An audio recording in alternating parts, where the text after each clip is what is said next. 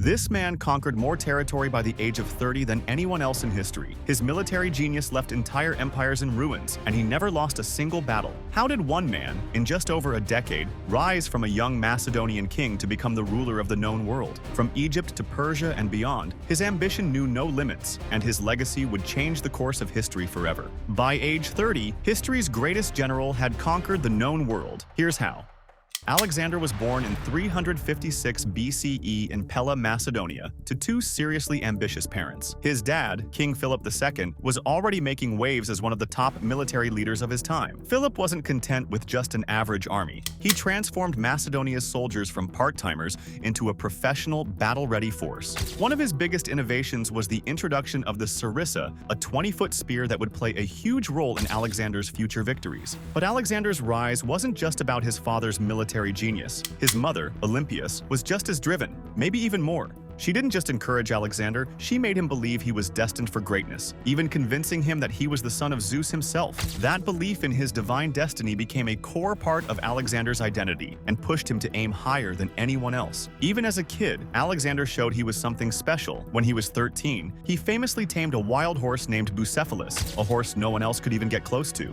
His father, blown away, told him, "Macedonia is too small for you, my son. Find a kingdom worthy of your ambition." Those words would stick with Alexander for the rest of his life as he set out to conquer the world. But it wasn't all about war. Alexander got a top-notch education thanks to his father hiring the best tutor around, Aristotle. Under his guidance, Alexander learned about philosophy, science, politics, and medicine. Aristotle sparked a lifelong curiosity in Alexander, a trait he carried with him on all his campaigns. One key lesson Aristotle passed on was the importance of Greek culture. But unlike his teacher, who saw non-Greeks as inferior, Alexander took a different approach. He didn't look down on the people he conquered. Instead, he respected their cultures and found ways to integrate them into his growing empire. This open-minded attitude helped him manage the vast territories he would go on to rule. But Aristotle didn't just prepare him with book knowledge. He helped shape Alexander into a leader. Alexander didn't just learn how to fight, he learned how to inspire and command others, a skill that would prove invaluable as he rose in the ranks of Macedonian politics and military. By the age of 16, Alexander wasn't just waiting around, he was already stepping up. While Philip was off on a campaign, he left Alexander in charge of Macedonia. Alexander took full advantage of the opportunity, leading a military campaign against a tribe called the Mede. He even founded a city in his own name, Alexandroupolis. Not bad for a teenager, but the father-son relationship wasn't always smooth. When Philip married another woman, Cleopatra, it caused major family drama. Alexander, feeling threatened, fled with Olympias to Epirus. Although they eventually reconciled, the bond between father and son was never the same. Then,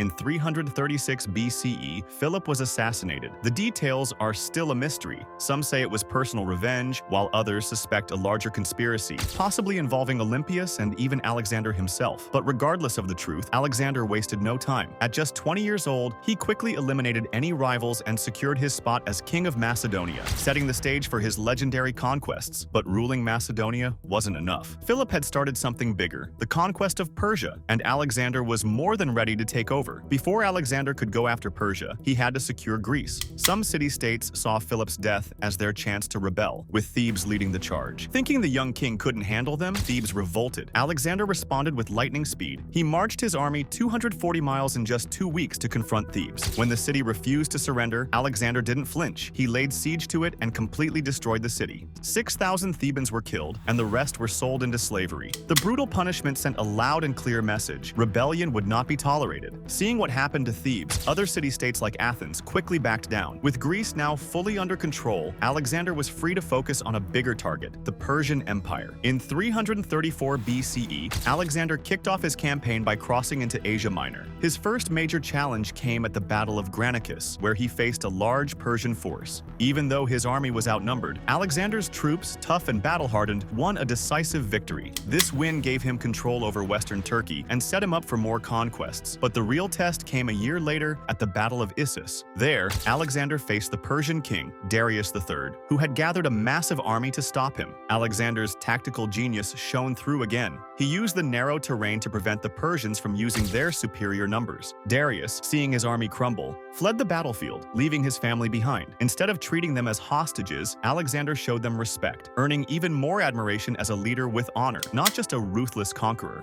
After his big win at Issus, Alexander turned his attention south, marching down the eastern Mediterranean coast and knocking out the Persians' vital naval bases. By 332 BCE, he reached Egypt, which had been under Persian rule for nearly 200 years. But instead of putting up a fight, Egypt welcomed Alexander with open arms, hailing him as a liberator. They even crowned him pharaoh. In return, Alexander respected their customs and traditions. During his stay, he founded Alexandria, which would go on to become one of the ancient world's most important centers of culture and learning. Alexander's time in Egypt wasn't just about city building, though. He also made a famous trip to the oracle of Zeus Ammon in the desert. According to legend, the oracle declared him to be the son of Zeus, a claim that only added to his growing myth and legendary status. With Egypt and the eastern Mediterranean under his belt, Alexander set his sights on his ultimate showdown with Darius at the Battle of Gaugamela in 331 BCE. This battle would decide the fate of the Persian Empire. Darius had once again pulled together a massive army, possibly in the hundreds of thousands. But Alexander, always the master tactician, outmaneuvered the Persians with his cavalry, broke through their lines, and sent Darius running from the battlefield. This time, Darius wouldn't get far. He was betrayed by one of his own governors, Bessus, and killed. With Darius out of the picture, Alexander declared himself king of Asia. But instead of forcing Greek customs on his new subjects, he embraced Persian traditions. He even dressed like a Persian king and involved local leaders in his administration, proving he wasn't just a conqueror. He was a smart ruler who knew how to adapt to different cultures. Not one to sit still, Alexander wasn't satisfied with just Persia. By 327 BCE, he set his sights on India. There, he faced one of his toughest battles yet at the Battle of Hydaspes in 326 BCE against King Porus, who brought war elephants into the mix, a terrifying sight for Alexander's troops. But even the massive elephants couldn't stop him. Alexander's forces won, and instead of crushing Porus, Alexander admired his bravery so much that he allowed him to keep his kingdom, even making him an ally. It was another classic Alexander move, mixing military strength with diplomacy to win loyalty and respect. By this point, Alexander's men had reached their limit. They'd marched for years, fought countless battles, and crossed vast, unfamiliar lands. Exhausted and ready to go home, they mutinied, refusing to go any further. Reluctantly, Alexander agreed to turn back, but not without one last challenge, leading them through the brutal desert of Gedrosia. The harsh journey claimed the lives of many soldiers, proving that even Alexander had limits. In 323 BCE, Alexander returned to Babylon, the heart of his empire, but his ambition wasn't done yet. He had plans to conquer Arabia next. But before he could set out, Alexander mysteriously fell ill. After days of high fever, he died on June 13, 323 BCE at just 32 years old. The cause of his death is still debated. Some say he was poisoned, while others believe it was from an illness like typhoid or malaria. Whatever the reason, his sudden death marked the end of an era. Though he built an enormous empire, Alexander left no clear plan for who would take over. His generals divided his territories, sparking years of internal conflict. But while his empire didn't last, Alexander's legacy did. His conquests spread Greek culture far and wide, kicking off the Hellenistic Age, a period of incredible cultural and intellectual growth. By the time he died, Alexander had achieved what no one before him had. His empire stretched from Greece to India, reshaping the world and leaving a lasting legacy. And he did it all before the age of 30. If you enjoyed this journey through the life of Alexander the Great, be sure to check out our video on another legendary conqueror. And don't forget to like, share, and subscribe for more fascinating historical content.